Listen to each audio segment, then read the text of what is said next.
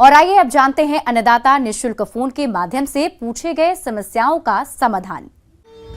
अन्नदाता निःशुल्क फोन संपर्क सेवा के माध्यम से पूछे गए प्रश्नों में से आज हमने जिस प्रश्न को कार्यक्रम में शामिल किया है उसे पूछा है ग्राम झुमरिया जिला कटनी के कृषक जगदीश प्रसाद ने।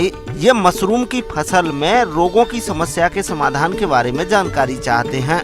तो जगदीश प्रसाद जी, आपकी जानकारी के लिए प्रस्तुत है कार्यक्रम का ये अंश। किसान भाइयों, आप जानते हैं कि अभी मशरूम की खेती का समय आ चुका है। वैसे तो किसान भाई अगर चाहें तो इसकी खेती हम लोग सालों भर कर सकते हैं। खास करके 4 मशरूम की खेती की जाती है, जैसे बटन है, ओयस्टर है, पैडी स्ट्रॉ है और मिल्की मशरूम है। लेकिन अभी जो समय है इस बटन मशरूम और ओयस्टर के लिए बहुत ही उपयुक्त माना जाता है। हर फसल की भांति मशरूम के उत्पादन करने में कई तरह की समस्याएं आती है, जो कि मशरूम कक्ष का सही प्रबंधन नहीं करने की वजह से होती है।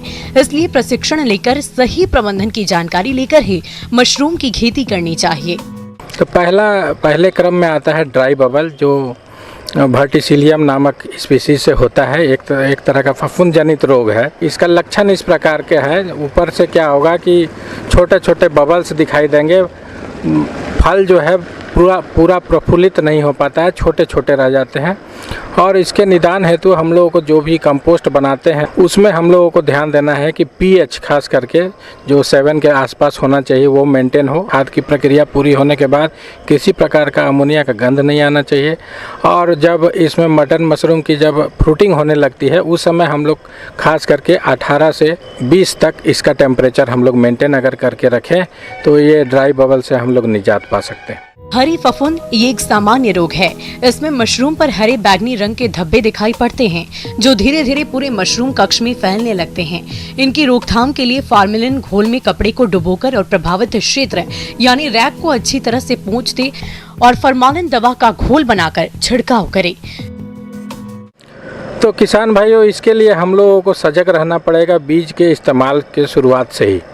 उस समय हम लोग चयन करें अच्छे शुद्ध बीज का, और बिजाई करने के उपरांत क्या करें, थोड़ा सा अपने झोपड़ी या कक्ष में हम लोग फॉर्मेलिन का घोल बना करके 2 ml प्रति लीटर के हिसाब से घोल बना करके पूरे फर्श पर दीवार पर उसका छिड़काव कर दें। और साथ ही साथ बेवेस्टिन जो कार्बेंडाजिम के नाम से आता है उसका 2 ग्राम प्रति लीटर में घोल बना करके उसमें दीवारों पर, फर्श पर, छत पर सबको पहले बढ़िया से स्प्रे कर दे। उसके बाद ही बैग को अपने पुनः स्थापित करें। लेकिन अगर किसी बैग में अगर ज़्यादा कंटामिनेशन हो, ज़्यादा हरा रंग दिखाई दे रहा हो तो उस बैग को हम लोगों को वहाँ से हटा करके अलग कर देना चाहिए और कहीं दूसरे जगह ले जा करके गड्ढे में उसको गाड़ देना चाहिए। एक अन्य बीमारी आती है इंकी कैप, जो कि ओयस्टर मशरूम में भी देखा जाता है और बटन मशरूम में भी देखा जाता है। इसमें क्या होता है कि जब हम लोग स्पॉनिंग करते हैं, बिजाई करते हैं, तो बैग के अंदर में ही एक खरपतवार की तरह जो है उसमें छोटा छोटा लंबा डंठल लिए, छोटा सा टोपी लिए हुए लगेगा कि ये फॉल्स मशरूम कहते हैं इसको। छोटा छोटा लगेगा कि मशरूम ही निकल गया, लेकिन वो मशरूम का खरपतवार है।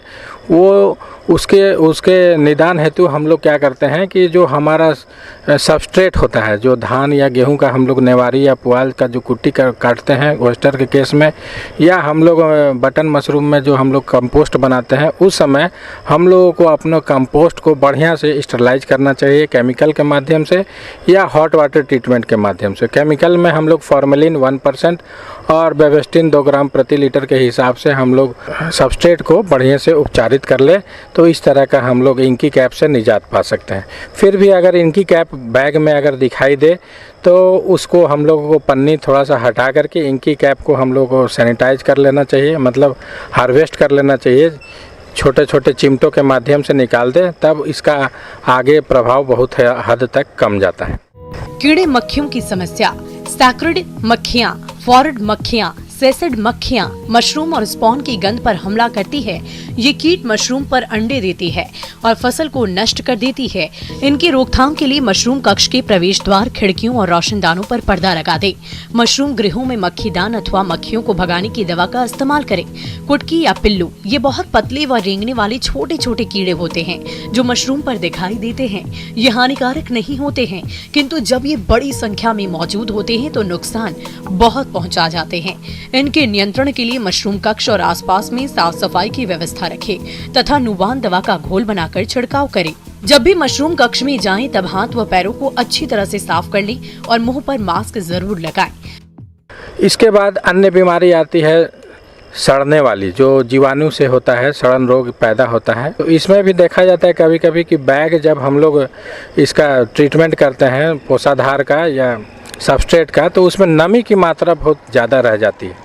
जैसे हम लोग बिजाई के समय देखना चाहिए कि जब हम लोग मुट्ठी बांध करके निचोड़ते हैं तो उसमें से किसी तरह का पानी चूना नहीं चाहिए। अगर ज़्यादा मॉइस्चर में अगर बिजाई कर देते हैं तो ये सड़न रोग भी पैदा हो जाता है जो जीवाणु से होता है।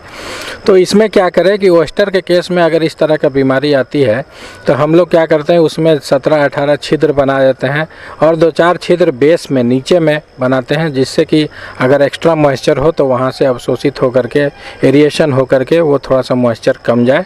और फिर भी अगर काला भूरा धब्बा अगर दिखाई दे रहा है बैग के चारों तरफ तो और सड़ने की प्रक्रिया अगर हो रही है तो इसमें स्टेप्टोसाइक्लिन या स्टेप्टोमाइसिन जो पाउडर या लिक्विड दोनों में आता है उसका 2 ml प्रति लीटर पानी में घोल करके बैग के ऊपरी परतों पर अगर हम लोग पन्नी के ऊपर से छिड़काव करते हैं तो देखा जाता है कि इससे हम लोग निजात पा लेते हैं। तो अगर सावधानी पूर्वक अगर शुरू से हम लोग सैनिटेशन प्रैक्टिसेस, साफ़ सफाई बढ़िया से, निर्जीवीकरण या स्टरलाइजेशन जिसको कहते हैं, अगर सही ढंग से करें तो बीमारी से हम लोग बहुत हद से हम लोग निजात पाते हैं।